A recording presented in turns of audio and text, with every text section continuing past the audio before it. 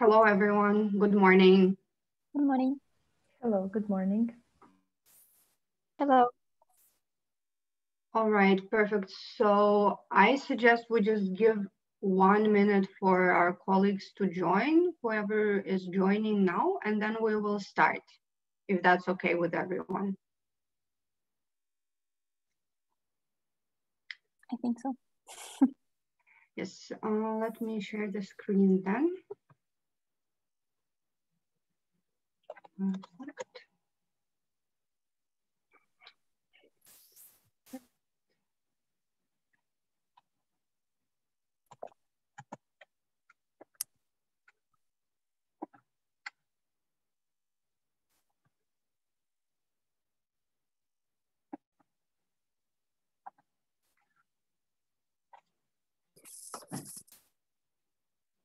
Perfect. Can you see my screen? Yeah. Great. Yes. All right, so how many people do we have already? We have 10 people here, and maybe someone will join us too. 11, but yeah. This All is right. recording already, so we can start. Perfect. So then let's start. Welcome everyone to the workshop on mastering the interview. We are Roland Berger. For those of you who don't know us, we are a strategy consulting company. So we advise businesses and our clients in different sectors, industries, also public entities on various problems that they might have or various questions that they need us to help them with. So we work in both industry directions and functional directions, and we have presented a bit more details during company presentation yesterday, but this is in general what we do. And so today's workshop is focused on mastering the interviews for the application process, and we welcome all of you on board.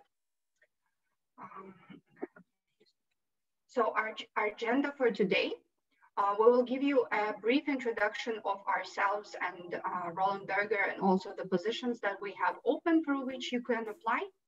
Then we will do a deep dive in the interview types and the application process that we have. Then we will also share some general advice and tips, also including tips for virtual interviews. As you may know, this is currently a very hot topic.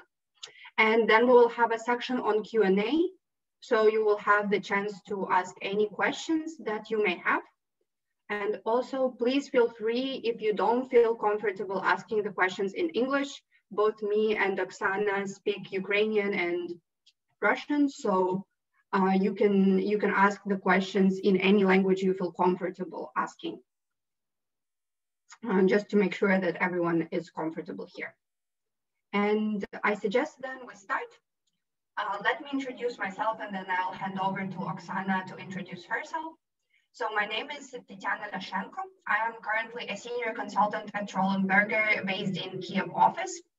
I have been with the company for about 3 years now.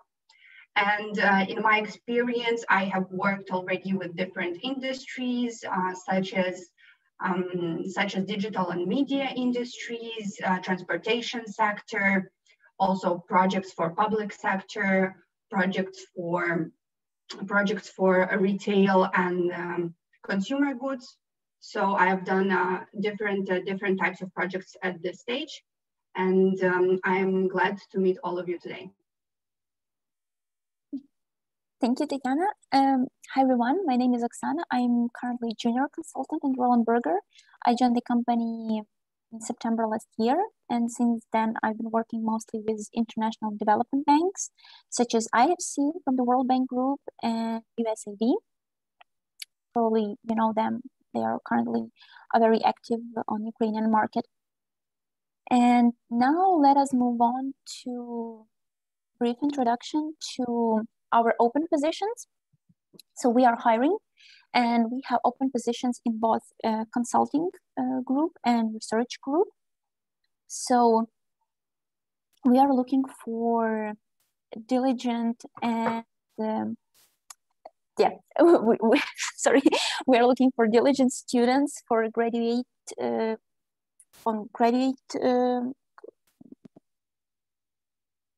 classes, graduate years, and also if you have master's degree already. So for example, for intern research and intern consulting, we need specialists that have, for intern research, 4 years of university, and for consulting at least master's degree. And a good plus would be to have approximately a couple of relevant internships. For research specialist and senior consultant, a master's degree is a must, and better to have some working experience. Also for research specialist, a good plus would be to know an extra language except for English, obviously. For example, German or French. Some of our colleagues know Polish, Arabic, and different languages. So, and we do hire and looking for people with strong personal skills, like having entrepreneurial mindset or creativity, some team spirit, and excellent analytical and quantitative skills. Please, if you have some additional questions regarding this part, I know this may be very interesting and requires some extra questions, you can ask them at the end of this workshop. Now, let us move on to the application process itself. So application process consists of 4 main parts, after which, if they were successful, you're going to receive a job offer. So at first, there is a first initial screening conducted by HR experts. When you submit your CV and motivational letter, HR experts look at some relevant experience and academic background that you have. Also at your personal qualities, and more importantly, how you describe them. So better to prepare a strong motivational letter beforehand, not the night before you want to submit to some particular position. Then if this stage was successful, there comes HR interview, usually conducted by phone, especially now. It's very brief and there is nothing special about it. HR expert will ask you some general questions on your CV, your prior experience, some future career plans. This is a good possibility also to ask some extra questions regarding the position and the company, because usually those open position descriptions are pretty short, so that you can find out more about it. Usually this part is successful. So then comes testing, and in consulting and also in research, we have intelligent structure testing, which consists of many parts that can be categorized by 3 main parts, let's say. First one is verbal part, so how you can find verbal analogies and similarities, how you understand the language.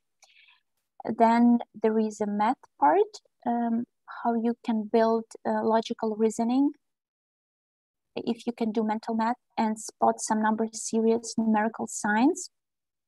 And the last one is what are your visual skills? If you can do some figure selection, cube and matrices. This one is actually very entertaining, and there are lots of mock exams on the internet. You can Google them and try to prepare and check yourself. But focus of today's workshop is the most important and the longest and the most challenging part is professional interviews. They are usually conducted in from 2 to 4 rounds, usually 4 rather than 2. And there are 2 types of interviews, personal interview and case interview. Usually each interview lasts about an hour and contains both parts, about 15 minutes of personal interview and 45 minutes of case interview.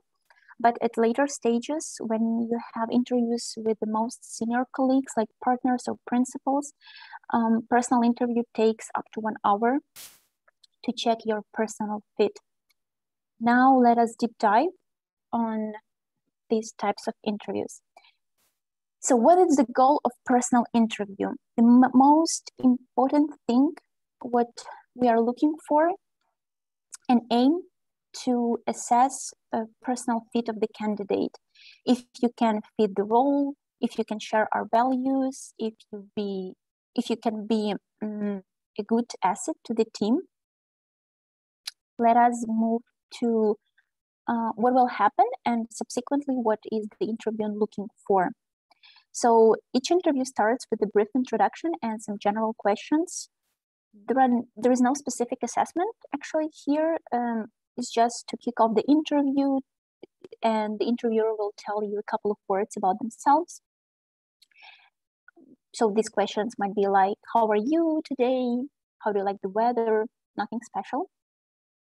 Then comes experience and educational background questions to learn more about your academic background, your prior work experience and conducted internships, to assess your skills and competences. Some typical questions here might be like, let me ask you some questions regarding your CV, or please walk me through your CV. How do you like the internship? What do you think of your master thesis topic? Something like this. Again, nothing special. Yeah. Then comes personal motivation questions, and this part can never be underestimated. Trust me, every interviewer will ask you why consulting? Why consulting? Why our firm? Why Roland Berger? This is done to explore your individual motivation to join the company and the industry itself. If you know what your capabilities are going to be, what is the usual work day look like, what team, let's say team composition can be. So all this is important, and if you're well aware of your future role, then you can definitely know what is your personal motivation. And then there is probably the most important part, some specific questions on your personal fit and experience, which might be very helpful in working in consulting. So this is done to understand your personality and assess what critical personal traits you have. For example, these questions might be regarding how you achieved the challenging objective, or how you led the team, what are the creative skills you have, how you handled some professional mistakes, for example, which is very important to handle mistakes in professional life. So this is overview of the structure of personal interview. And now let us move on to some do's and don'ts and preparation tips of personal interview. So one of the most important parts, and yeah, I think is the most important part, is just to be honest, be genuine. Trust me, if something smells fishy, it probably is, and experienced interviewer will spot this at a glance. You should be just honest with yourself and with the interviewer and tell the true story. So answer directly,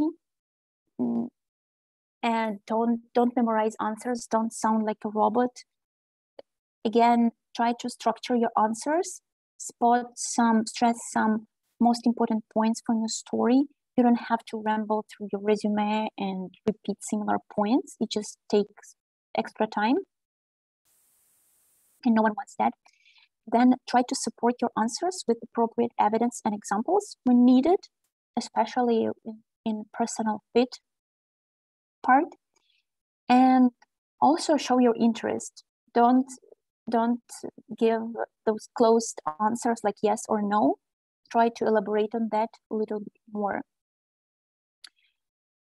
Good preparation for this part would be to prepare a short story. Don't just make it along the way. Try to think of the most important parts from your academic and professional background. Develop 2-3 minutes speech. Then think of possible answers to the most common questions, which we provided on the previous slide. So think of what you might be asked, what can you answer, what are supportive evidence you can provide.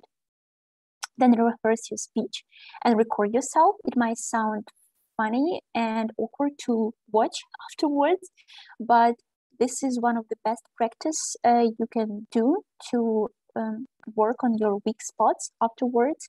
For example, you might see that you do some weird gestures or facial expressions, or that you ramble or have this nervous talking with so you should know how to present yourself and look professionally. And then probably second most important part, sleep well. You don't need to cram for personal fit questions. It's not an exam. It's just to see that you are a nice person and easygoing and can be open to anything new. And yeah, I would say yeah, sleep well is the second most important part after being honest. So this was some advice on personal interview, and I pass over to my colleague to tell you more about case interviews.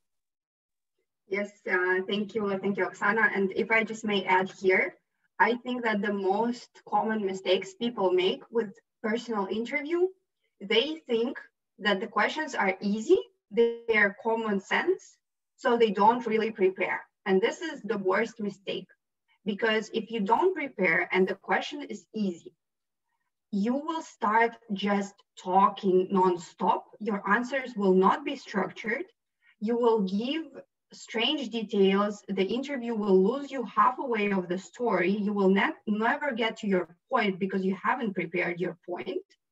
And to be honest, you think it's really hard to fail personal interview, but the reality is that it is not. It is not hard to fail. So if I suggest you, I think it is true what Oksana said, prepare for the answers. So for example, when I prepared for a personal interview, I Googled about the most common questions that are asked in personal fit. So you can Google, there are specific for consulting, specific for other companies. If you're looking to apply to another company, Google them and then structure the answer to each and every single question that you found. So a very common way to structure would be, for example, to use framework such as situation, problem, action, result. So this would be a very well-structured answer. So for example, if you are asked a question, what was the challenging, for example, situation that you had to handle at work or at this internship that you did?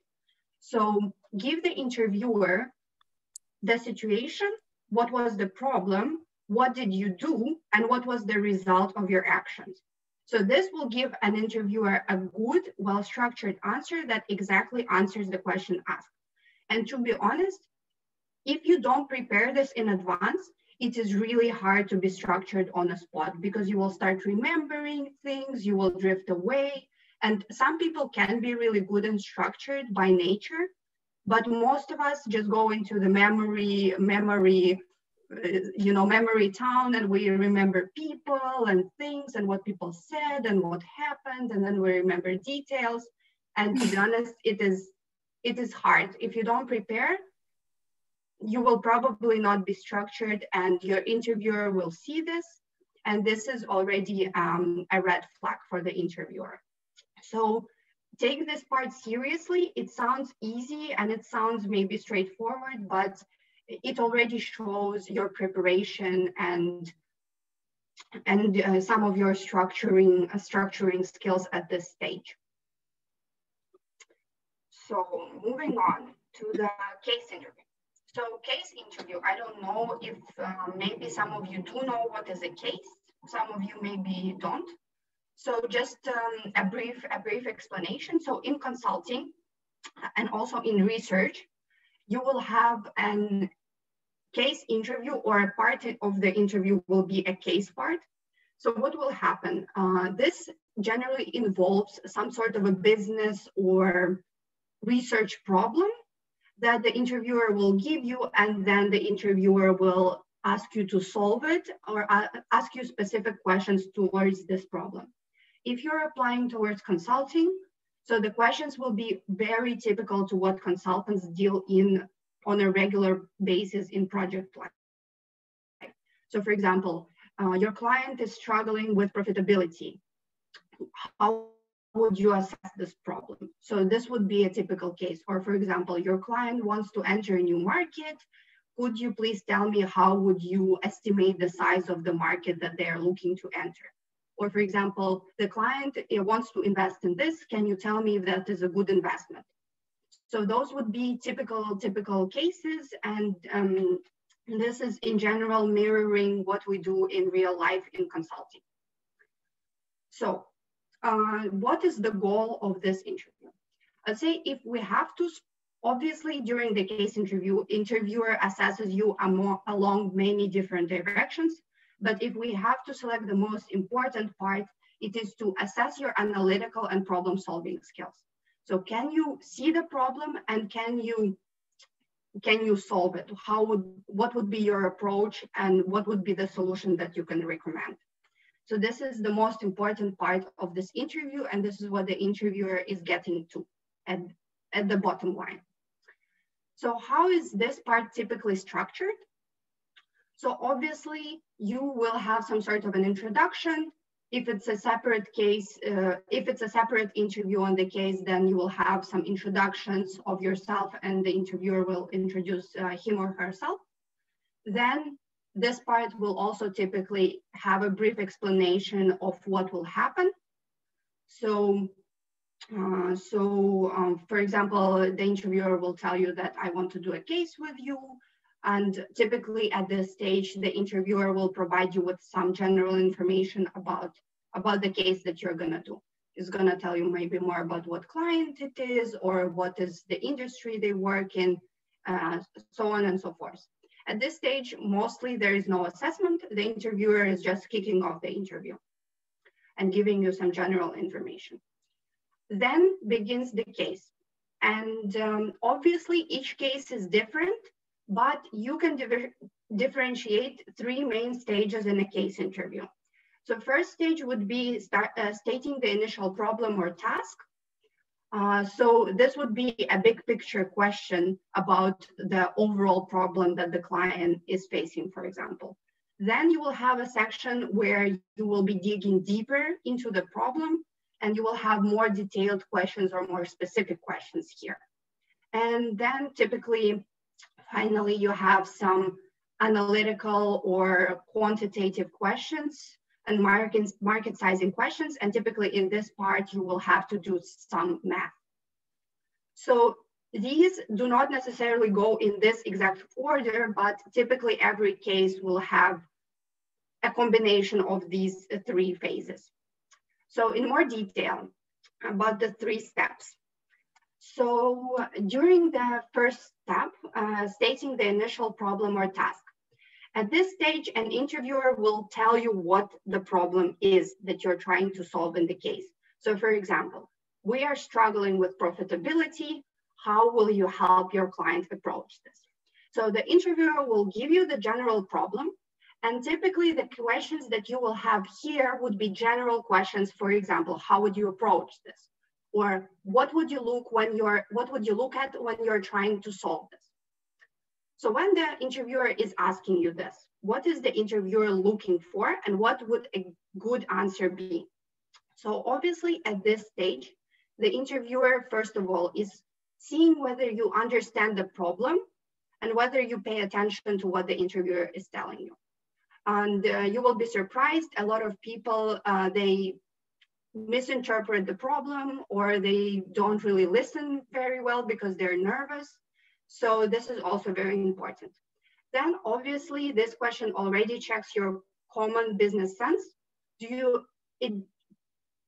Case interviews don't require for you to have a deep business or industry knowledge, but you have to know the business sense. So you have to know how the profitability works or how market entry works. So you have to have some sort of business common knowledge, right?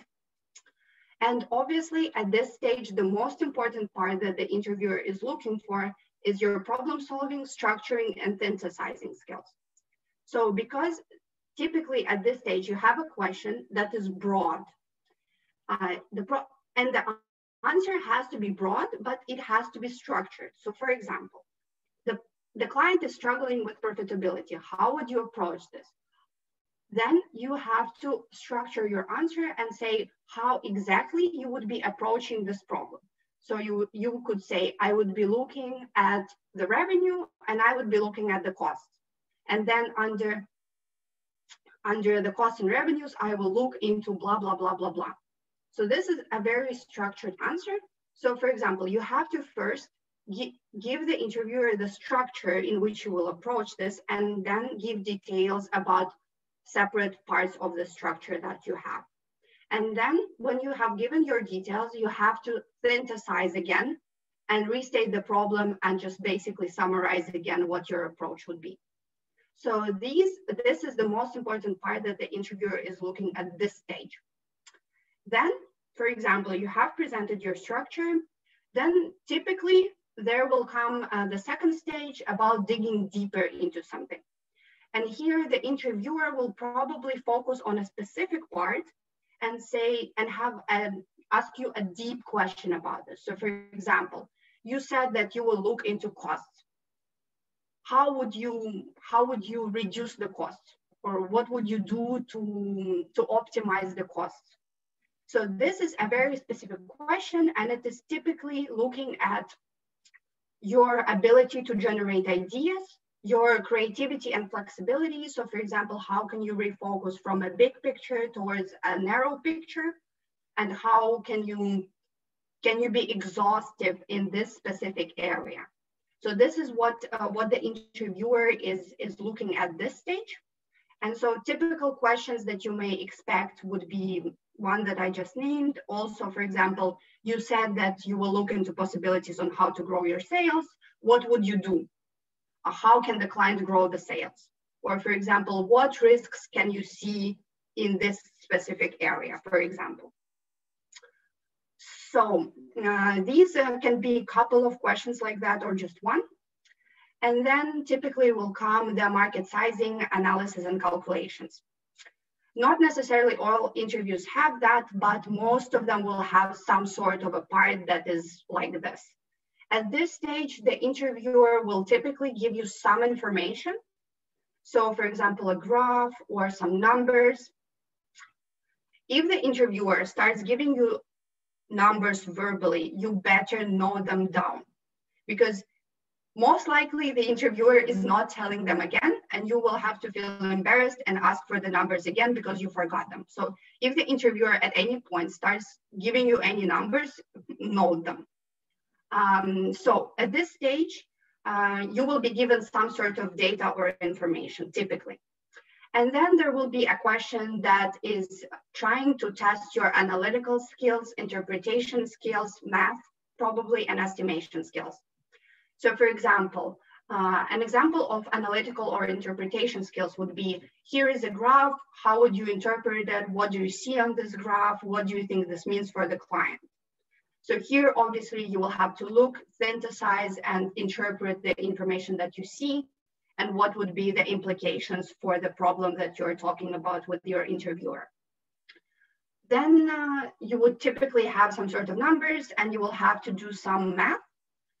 Most of the questions, they do not require hard calculation. It's basic math that you can do on a piece of paper with a pen and a pencil.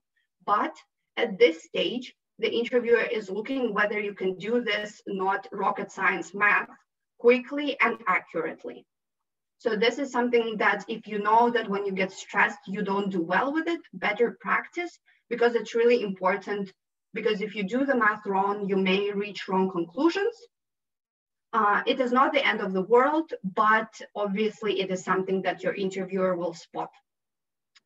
And in other types of questions, for example, could be about estimating something. So for example, can you estimate, I don't know, market size for iPhones in a given year? And so here the interviewer will be looking at the overall logic, how would you estimate this?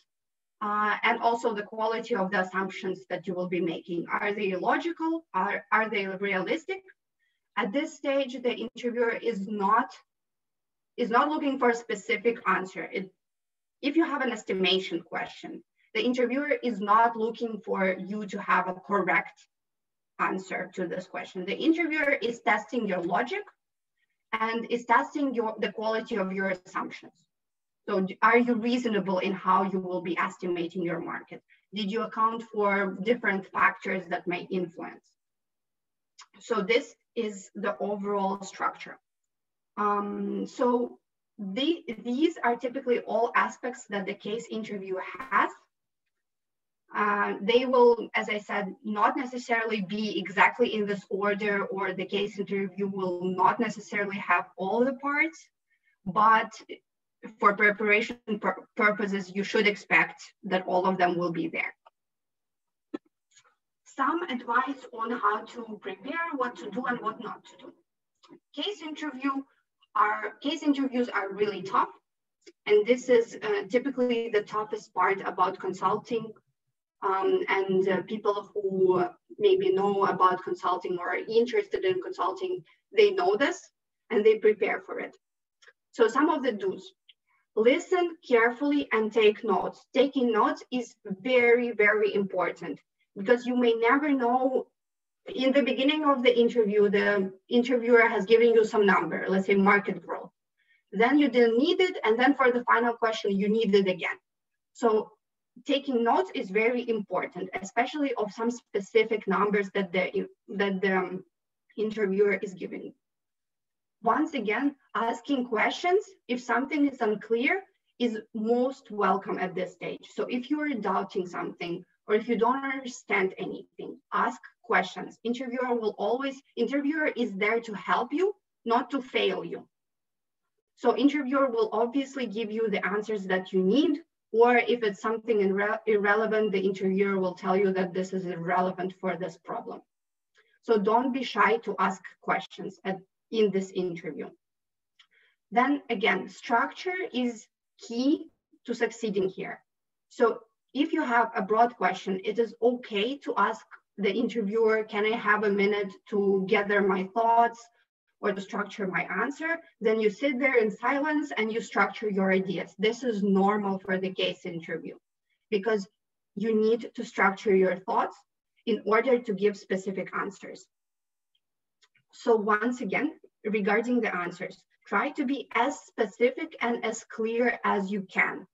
Don't just give the interviewer tons of ifs and whethers. If this happens, then I would say this, but if something else, I will say that. Don't do that.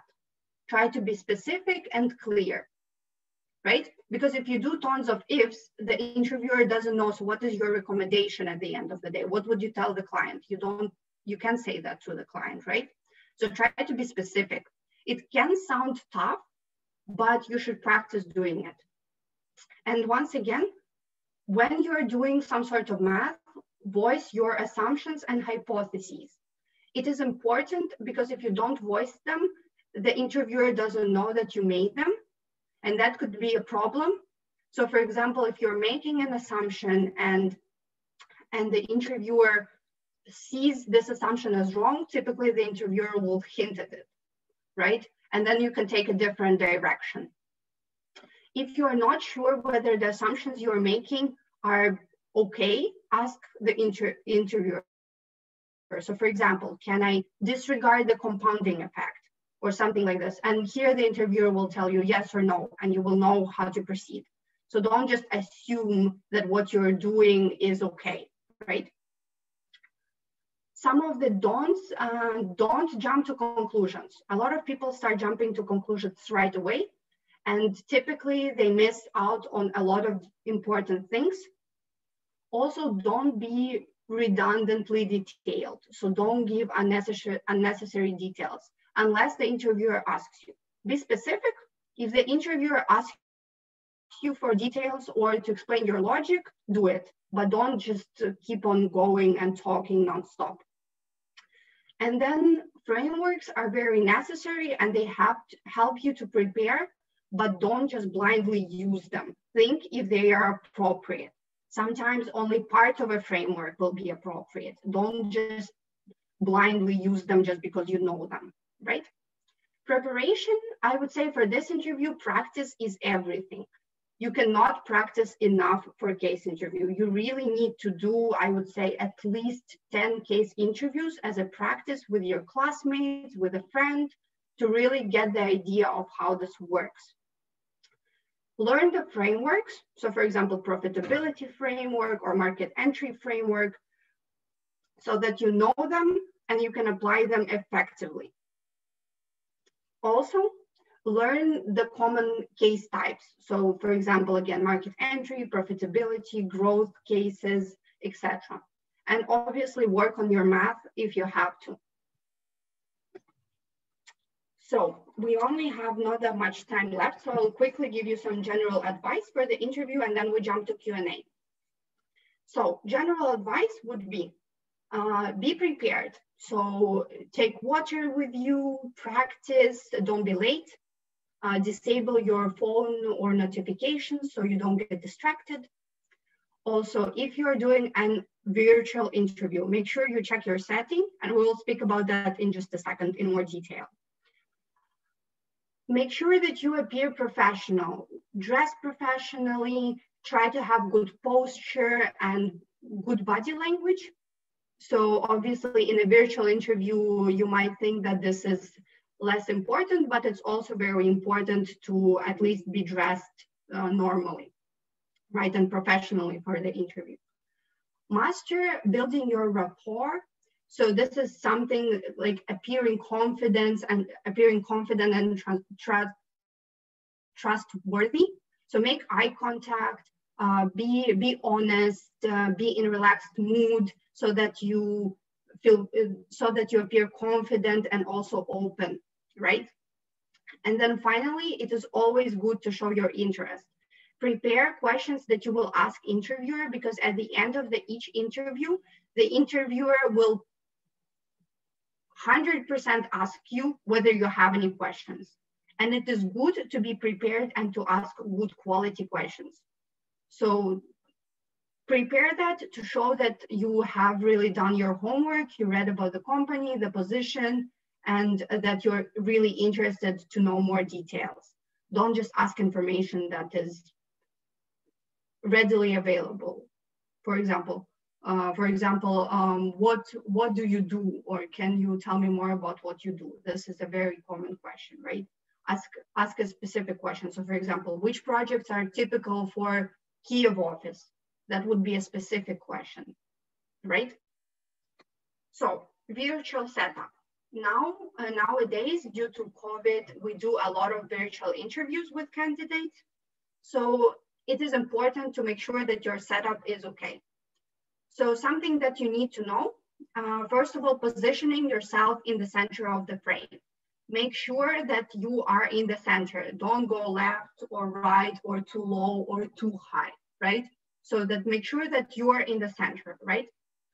Then it is good. It is not necessarily a must, but it is nice to have a camera at your eye level so that it appears as in real life you're talking face to face. You don't look down on people like this, or you don't look up, right? So it is not always possible to do that, but try if you can. Also, lighting is very important. Make sure that your face is lit up so that people can see your eyes. Don't sit when the light is on one side of your face, so the other side is very dark, right? Don't also sit with the bright light behind you, because that will make you dark and the interviewer will not see your face. And I would say that this is very bad. So definitely don't do this. Side lighting, if you can fix it, fine. But being a dark silhouette in the frame is not good. No go. Also, look towards the camera. Some people have double screens and they might have a camera here and the screen there. So they are looking at you when they're talking, but to the camera, they're looking from a side. And this is not good for the interview. Make sure that you're looking towards the camera, not exactly at it, but at least in the direction, right?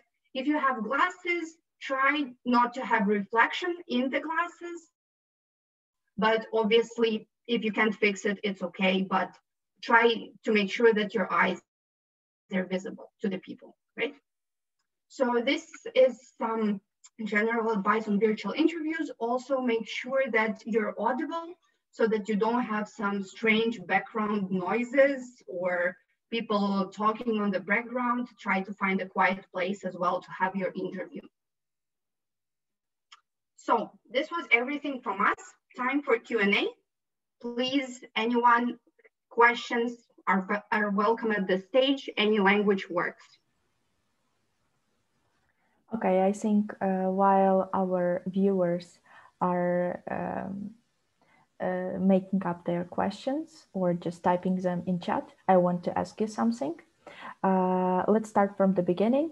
What do you see as entrepreneurial skills? You mentioned this at the beginning, and I want to know what is a perfect entrepreneur for you? Oksana, should I or do you want to answer this? Yeah, well, start and if I have something to add, I'll add. So entrepreneurial skills would be, so finding new solutions. So for example, typical question would be, what was a tough problem and you found an innovative solution to solve it, right? So this is something that is showing entrepreneurship, right? Finding some new paths, some new solutions, new ideas. Obviously, there is no specific answer, but this just shows your entrepreneurial mindset that you can come off the beaten track and do something new or propose something new or bring something new to the team. So typically, you would show that you have been creative, you have come up with this great solution, or you propose to do something differently this time. So this would give the interviewer an impression that you have this ability to generate new and entrepreneurial ideas. Yeah, I would also add that you should show your empathy and that you can be in somebody's shoes. For example, that you are open to other person's ideas, that you can be on a place, you can be your client. I mean, because sometimes if client states his or her problem and you think you know what's the root of the problem is, but actually it's not, and you should be open to listen and to hear another person's idea. That this is also very important. Okay, thank you for the answer. And well, as you say, entrepreneurial skills may be somehow similar to leadership skills. Am I right?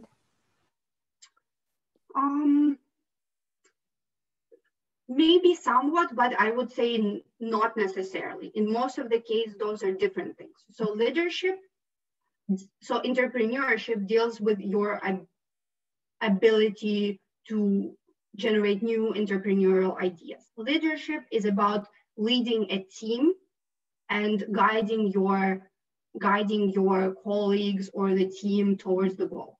So obviously you can show leadership traits, but having leadership experience, if you haven't led the team or done anything like that. So leadership is mainly about guiding others and helping others and being responsible for the team.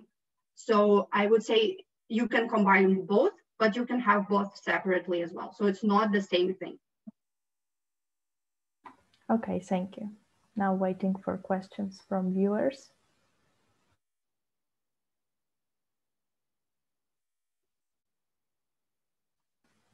Я думаю, що, можливо, якщо хтось хоче, то можна задати запитання українською, а ми спробуємо якось відповісти.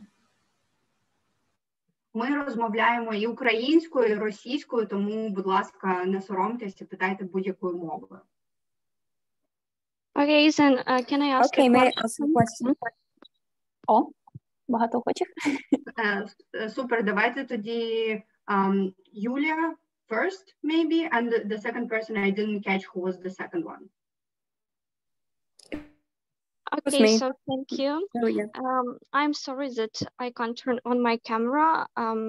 So in the very beginning, you mentioned that educational background, of course, plays a huge role in an application process. So students of what major, the company you represent, yeah, Roland Berger usually hire? Oksana, do you want to answer this? Yeah, sorry, I'm smiling because we're actually hiring predominantly, of course, I think like 70 or 60% people with economic background. So if you have major in economics and finance and other majors, but this is wrong to think that these are the only ones. We have doctors, we have musicians, we have engineers, a lot of engineers. It's medical students. So for example, just now we will be hiring a guy who went to a music school, right? So he's a musician. He plays a trumpet, tuba. Yeah. But of course it's you should know some I would say business concept. So it's not that just you can have only, for example, some medical background or being a musician. You should know you should have analytical skills and know how to structure a problem, what are the main recently I heard the story that there was a problem because a person didn't know the difference between revenue and profit. And this is something crucial, we would say, in consulting. So academic background is important, of course, but you can have different majors and different background for consulting. Because as Tanya mentioned before, we have different functional divisions and also industry-wide.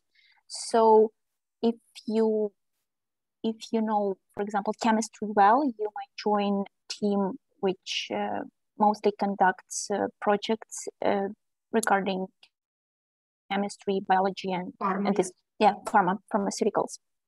Yes, so important, but we look for people with potential. And if you can show that you have potential, we will spot it and we will most likely offer you, for example, an internship to see if you will do a good actually in consulting. Okay, thank you for the reply. You're most welcome. Maria was next. Yeah, good day. So I would like to ask a question concerning a personal interview. Like, I've heard that one of the most general question is to describe one's, let's say, weak sides. And I wanted to ask how to describe them appropriately, how to spot them. And we know that nobody is perfect. How to describe them the right way, let's say.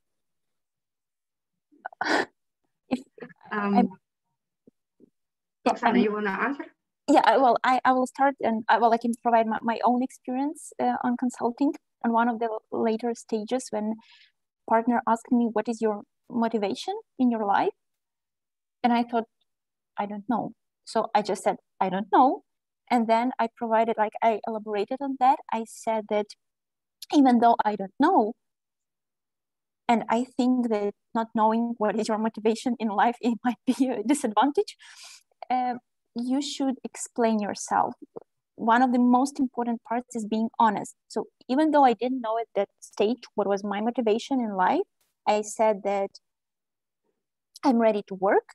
I open to anything new, and that I would say that the most important part is just to be honest with you and your interviewer, to describe them, not just, there is a general advice to show your disadvantage as advantage. For example, I'm so diligent and I'm so working for the result that I sometimes not meeting any deadlines. Yeah, this is good that you're diligent and working for the result and ready to go an extra mile, which is very important in consulting. But meeting deadlines is also important. Don't think that, okay, I'm diligent, but I cannot meet any deadlines. Yeah, I think it. Yes, I would add. So I definitely agree with Oksana. Be honest. Prepare. This is a hard question. Prepare 3 or 2 weaknesses that you have. Be honest about your weaknesses.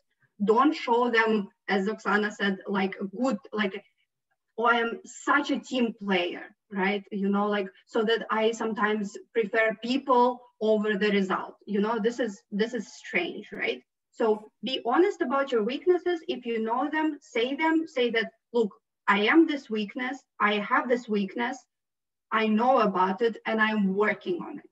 So be honest, no one is perfect. So just know, it just shows the interviewer that you know your weak points and you are willing to work on them, right? So for example, a good example would be, for example, sometimes I fall into details and I lose the big picture. This is definitely a disadvantage, right? But you know that I am trying to always come back when I do my analysis to the main question to make sure I haven't lost sight of the big problem. So it shows that you know about this problem that you have, but you're also trying to work on it. This is, I hope I explained it well, and Oksana as well. Yeah, thank you for your answer. Perfect. Anybody else? Any questions? I have one last question to you. There is a question on interviews when an interviewer asks the applicant how big is the salary the applicant wants. What do you think about this question? Should the applicant say if he wants some salary, or should he try to avoid this question and try to avoid answering? Because it's really controversial. Agree. This is a tough question. I say if the interviewer asks you, answer, right? So if the interviewer asks you, it's in the interviewer doesn't ask you that for no reason. So I would say for in entry-level positions, this is not really the case. Probably the interviewer will not ask you that. But for a more senior position, sometimes the interviewer will ask you. The main reason, what you have to understand, why is the interviewer asking that? The interviewer knows how much money they can offer you for a position. So the interviewer wants to know whether your expectation and what the company can offer you are on the same level, right? So in generally, I would say do your research, see how much typically this job pays, right? You probably don't have to worry about that for the entry-level positions, but then say something in a range that is appropriate, that you have seen other companies pay. So don't go too low because you're shy, because this is the industry, this is how much it pays. This is the fair compensation for the job you do. Also, don't say you want $1 million. You know, this is obviously nonsense, right? So be honest. In the future life, when you have, so for example, I was asked that for one case, and I said, look, I'm willing to switch jobs. I actually didn't at that time, but I was approached by one company and they wanted to offer me a job and they asked me how much money I want. So I said, look, this is the amount of money for which I will switch jobs. And then they said, okay, we cannot offer you that, but we can offer you this amount, right? Which wasn't like, I didn't say I want $1 million, but I said something which was in the range of how much this industry pays. So don't be shy, do your research. If you don't know, say, look, I really don't know. I was hoping to get somewhere this amount, but to be honest, I don't really know. This is also a perfectly okay answer. Okay, thank you very much. Perfect. Did this answer your question? Yes, I think you did. Okay, perfect. Anybody else?